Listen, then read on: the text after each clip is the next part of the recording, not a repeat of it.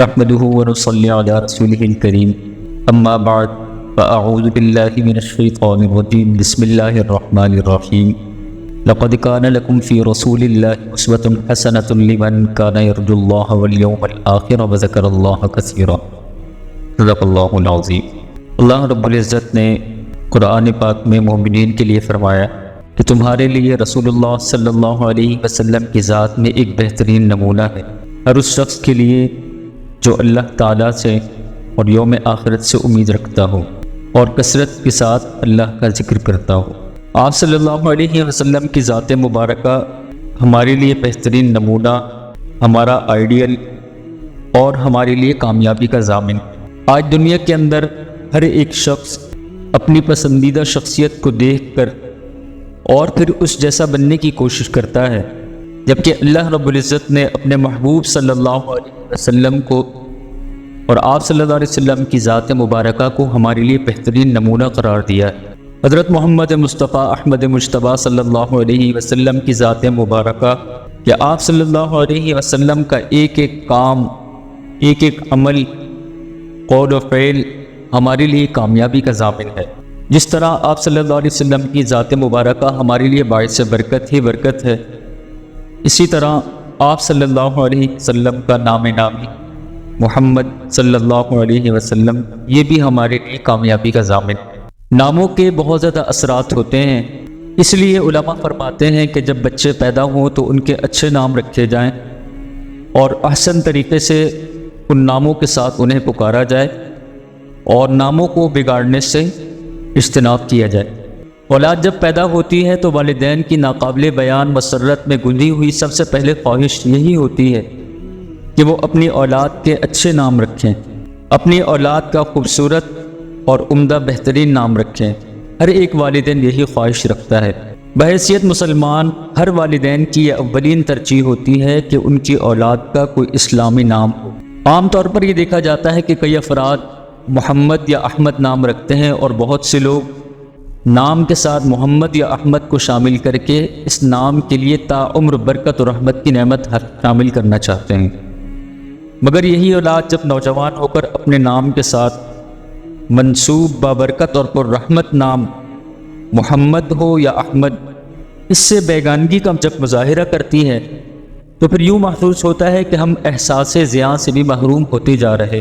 یہ انگریز کی مرعوبیت ہے یا پھر خود کو ہلکا پھلکا بنانے کی ایسی کوشش کہ جس سے نام ہی نہیں بلکہ انسان ہی بے وطن ہو جاتا ہے۔ ناموں کے بڑے اثرات ہوتے ہیں۔ اب کوئی شخص اپنے نام کے ساتھ محمد یا احمد رکھے تو اس کی عجیب و غریب برکات اس کی زندگی میں رونما ہوتی ہیں۔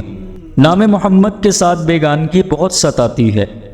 اس وقت جب ایک پڑھا لکھا شخص اپنے نام کے ساتھ محمد کے بجائے صرف ایم لکھ کر یا میم لکھ کر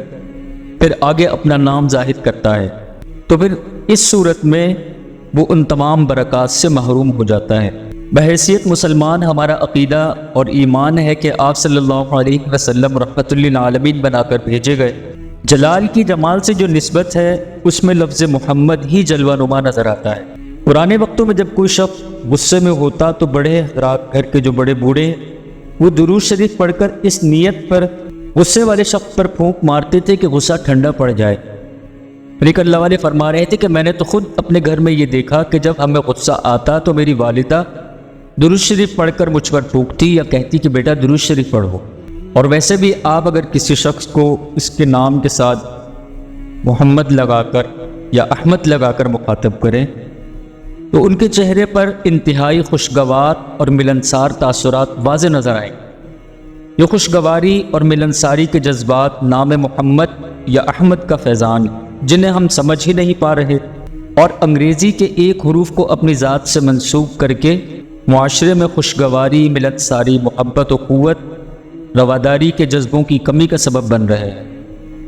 آج خود غرضی، بے حسی اور قطع تعلقی کا جو ماحول بن رہا ہے، اس میں جہاں اور بھی بہت سارے عوامل کار فرما ہیں، وہاں یہ حقیقت بھی ہے جسے ہم فراموش کر چکے ہیں۔ ہمیں اس چیز کو تھوڑا سا سوچنا چاہیے اور اس میں غور و فکر کرنی چاہیے کہ ہمارے لیے برکت کس چیز میں ہے اور ہم کن چیزوں سے دور ہوتے چلے جا رہے ہیں۔ دنیا کی چمکتی ہوئی چیزوں کا نظر آنا اس میں کامیابی نہیں ہے، بلکہ کامیابی آپ صلی اللہ علیہ وسلم کی ذات مبارکہ کے اندر ہے اور آپ صلی اللہ علیہ وسلم کے مبارک نام کے اندر ہے۔ جب کوئی عشق کرنے والا اپنے معشوق سے، محبت کرنے والا اپنے محبوب سے ٹوٹ کر محبت کرتا ہے تو اس کی ایک ایک عادت کو، ایک ایک چیز کو، اس کے بات کرنے کے انداز کو، اس کے لین دین کے انداز کو، حتیٰ کہ سر سے لے کر پاؤں تک اس کا جو بھی انداز ہو وہ اس محبت کرنے والے کو اپنے محبوب کا پسند آتا ہے۔ وہ کہتا ہے کہ اس کا اٹھنا بھی اس کو برا نہیں لگتا۔ وہ اپنے محبوب کی ایک ایک ادا کو اور ایک ایک چیز کو دل سے چاہتا ہے۔ ہمارے لیے جو حقیقی عشق اگر کسی سے کیا جائے تو وہ آپ صلی اللہ علیہ وسلم کی ذات مبارکہ ہے، اور جب ہم اللہ کے نبی صلی اللہ علیہ وسلم سے عشق کریں گے تو آپ صلی اللہ علیہ وسلم کی عادات، آپ صلی اللہ علیہ وسلم کا لین دین، آپ صلی اللہ علیہ وسلم کے معاملات، آپ صلی اللہ علیہ وسلم کے معاشرت، آپ صلی اللہ علیہ وسلم کی عبادات، آپ صلی اللہ علیہ وسلم کا حلیہ مبارک، آپ کس انداز میں بات کرتے تھے، آپ صلی اللہ علیہ وسلم کس انداز میں لین دین کرتے تھے، آپ صلی اللہ علیہ وسلم کس انداز میں چلا کرتے تھے، آپ صلی اللہ علیہ وسلم کس انداز میں تشریف فرما ہوتے تھے، یہ ساری چیزیں ہمارے لیے کامیابی کا ضامن ہیں اور اسی میں ہمارے لیے کامیابی ہے۔ تو آپ صلی اللہ علیہ وسلم کی ذات مبارکہ کے بارے میں ہر ایک مسلمان کو جو آپ صلی اللہ علیہ وسلم کا امتی ہے، اسے آپ صلی اللہ علیہ وسلم کی ہر ایک چیز کے متعلق علم ہونا بہت ضروری ہے۔ جب ہم آپ صلی اللہ علیہ وسلم سے سچی محبت کریں گے، سچا عشق کریں گے اور آپ صلی اللہ علیہ وسلم کے حلیہ مبارک کو، آپ کی عادات کو، ایک ایک چیز کو یاد رکھیں گے، اور جب محبوب سے محبت ہوگی تو پھر ان کی عادات کو اپنانے میں بھی مزہ آئے اور پھر عشق خود بخود ظاہر بھی ہو۔ آپ صلی اللہ علیہ وسلم کے حلیے سے متعلق احادیث مبارکہ میں جو آپ علیہ الصلوۃ والسلام کا حلیہ مبارک بیان ہوا ہے، حضور اقدس صلی اللہ علیہ وسلم کے جمال مبارک کو کما حق کو تعبیر کر دینا یہ تو ناممکن سی بات ہے، کیونکہ نور مجسم کی تصویر کشی قابل سے باہر ہے، لیکن اپنی ہمت اور وسعت کے مطابق حضرات صحابہ کرام رضوان اللہ علیہ نے اس کو ضبط فرمایا۔ حضور اقدس صلی اللہ علیہ وسلم کا پورا جمال ظاہر نہیں کیا گیا، ورنہ آپ صلی اللہ علیہ وسلم کو دیکھنے کی کوئی بھی طاقت نہ رکھتا۔ حضور اکرم صلی اللہ علیہ وسلم کا امت پر نہایت ہی بڑا احسان ہے کہ حضور اکرم صلی اللہ علیہ وسلم کی کمالات معنوی، علوم و معرفت کے ساتھ ساتھ کمالات ظاہری، حسن و جمال کی بھی امت تک تبلیغ فرمائی۔ نامراد عاشق جب وصال سے محروم ہوتا ہے تو محبوب کے گھر کے باہر صرف خد و خال کو یاد کر کے اپنے آپ کو تسلی دیتا ہے اور عادات و حالات سے ہی دل بہلا لیا کرتا ہے۔ آپ صلی اللہ علیہ وسلم کے حلیے کے مطابق حضرت انس رضی اللہ تعالیٰ عنہ فرماتے ہیں کہ آپ صلی اللہ علیہ وسلم نہ بہت زیادہ لمبے قد کے تھے، نہ پستہ قد کہ جس کو کوئی شخص چگنے قد کا ہوتا ہے، نہ بہت زیادہ لمبا ہوتا ہے، بلکہ آپ صلی اللہ علیہ وسلم کا قد مبارک درمیانہ تھا اور رنگ مبارک بالکل نہ سفید تھا نہ ہی گندم گو کہ سانولا پن آ جائے، بلکہ اس کے درمیان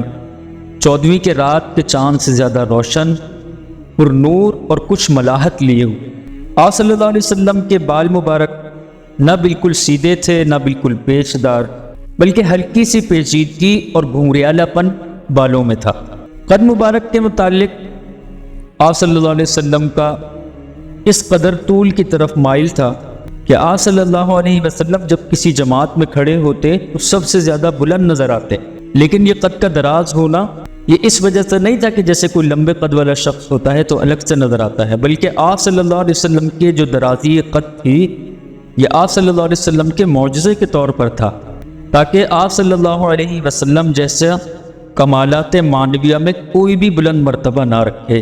اس صورت ظاہری میں بھی کوئی بلند محسوس نہ ہو۔ مر کر کسی کی زلف پہ معلوم ہو تجھے، فرقت کی رات کٹتی ہے کس پیچ و تاب میں۔ آپ صلی اللہ علیہ وسلم کے چلنے کے انداز میں کہ آپ صلی اللہ علیہ وسلم کی رفتار کیا تھی، جب آپ علیہ الصلوۃ والسلام چلتے تو جھک کر چلنے کا انداز ہوتا تھا، متکبرانہ رفتار یعنی سینہ نکال کر جیسے چلنے کی عادت ہوتی ہے اس انداز میں نہیں، بلکہ مردانہ رفتار، پاؤں زمین سے اٹھا کر اور خوب قدم جما کر، نہ کہ پاؤں زمین پر گھسٹتے ہوئے جیسا کہ بعض لوگوں کا انداز ہوتا ہے۔ حضور اقدس صلی اللہ علیہ وسلم جب اوپر سے نیچے اترتے تو یوں محسوس ہوتا تھا کہ جیسے جھک کر چلنے والا عاجزی اور انکساری کے ساتھ۔ آپ صلی اللہ علیہ وسلم کی ہتھیلیاں مبارک اور دونوں پاؤں، اس متعلق حضرت علی رضی اللہ تعالیٰ عنہ فرماتے ہیں کہ آپ علیہ الصلوۃ والسلام کی ہتھیلیاں اور دونوں پاؤں پر گوشت تھے، یعنی بھرے ہوئے۔ یہ صفات مردوں کے لیے اچھی سمجھی جاتی ہے، اس لیے کہ قوت اور شجاعت کی علامت پائی جاتی ہے اس میں، اور عورتوں کے لیے یہ چیز مذموم ہے، اچھی نہیں سمجھی جاتی۔ آپ صلی اللہ علیہ وسلم کا سر مبارک وہ بڑا تھا اور اعضاء کی جوڑ کی ہڈیاں بھی بڑی، سینے سے لے کر ناک تک کی جو ایک بالوں کی باریک دھاری تھی۔ اور آپ صلی اللہ علیہ وسلم جب چلتے تو ایسا محسوس ہوتا کہ گویا کسی اونچی جگہ سے نیچے کو اتر رہے ہوں۔ حضرت علی رضی اللہ تعالیٰ عنہ یہ اوصاف بیان فرماتے ہوئے فرماتے ہیں، یہ حضور اقدس صلی اللہ علیہ وسلم جیسا نہ میں نے پہلے کبھی دیکھا نہ بعد میں دیکھا۔ آپ صلی اللہ علیہ وسلم کے اوصاف میں مبالغہ نہیں، اس لیے کہ وہاں کمال جمال ہی تعبیر سے باہر ہے۔ اب ہر شخص کا یہ اعتقاد ہونا چاہیے کہ حضور اقدس صلی اللہ علیہ وسلم کا جسم مبارک جن اوصاف جمیلہ کے ساتھ متصف ہے، تو کوئی بھی دوسرا شخص ان اوصاف میں حضور اکرم صلی اللہ علیہ وسلم جیسا ہو ہی نہیں سکتا۔ اب جیسا کہ حضرات صحابہ کرام رضوان اللہ علیہم اجمعین نے آپ صلی اللہ علیہ وسلم کے جن اوصاف کو بیان فرمایا، اب ہمارے لیے عشق کی علامت اور محبت کی علامت یہی ہوگی کہ ہم اللہ کے نبی صلی اللہ علیہ وسلم جیسی عادات کو اپنائیں، ان جیسا بننے کی کوشش کریں، کیونکہ آپ صلی اللہ علیہ وسلم کی ذات بھی ہمارے لیے بہترین نمونہ ہے، اور آپ صلی اللہ علیہ وسلم ہی ہمارا آئیڈیل۔ اور آج آپ صلی اللہ علیہ وسلم کی ذات مبارکہ کو چھوڑ کر ہم دنیا کی کسی بھی شخص کو فالو کرنے کی کوشش کریں گے، اور جب اس کو کاپی کرنے کی کوشش کریں گے تو پھر یہ عشق تو نہ ہوا۔ آپ صلی اللہ علیہ وسلم کی ذات سے سچی محبت، سچی عقیدت اسی انداز میں ہوگی جب آپ صلی اللہ علیہ وسلم جیسا بننے کی کوشش کریں گے، ان کی عادات کو اپنانے کی کوشش کریں گے۔ اللہ پاک ہمیں آپ صلی اللہ علیہ وسلم سے سچی محبت عطا فرمائے، آپ صلی اللہ علیہ وسلم کی عادات مبارکہ اپنانے کی ہمیں توفیق عطا فرمائے۔ آج ہر سچے عاشق کے لیے یہ ضروری ہے کہ وہ صبح سو کر اٹھنے کے بعد سے لے کر رات کو دوبارہ بستر پر جانے تک اپنے دن بھر کے تمام معاملات، دن بھر کی مشغولیت، سب چیزوں میں آپ صلی اللہ علیہ وسلم کو سامنے رکھ کر اس انداز میں اپنی زندگی گزارے، تو اللہ پاک کی ذات سے قوی امید ہے کہ اللہ پاک ہمیں آپ صلی اللہ علیہ وسلم کی سچی محبت عطا فرما دیں گے، اور آپ صلی اللہ علیہ وسلم کی رفاقت بھی ہمیں نصیب ہو جائے گی۔ اللہ پاک سے دعا ہے کہ اللہ پاک ہمیں آپ صلی اللہ علیہ وسلم کی سنتوں کو عام اور تام کرنے کی توفیق عطا فرمائے۔ وآخر دعوانا الحمدللہ۔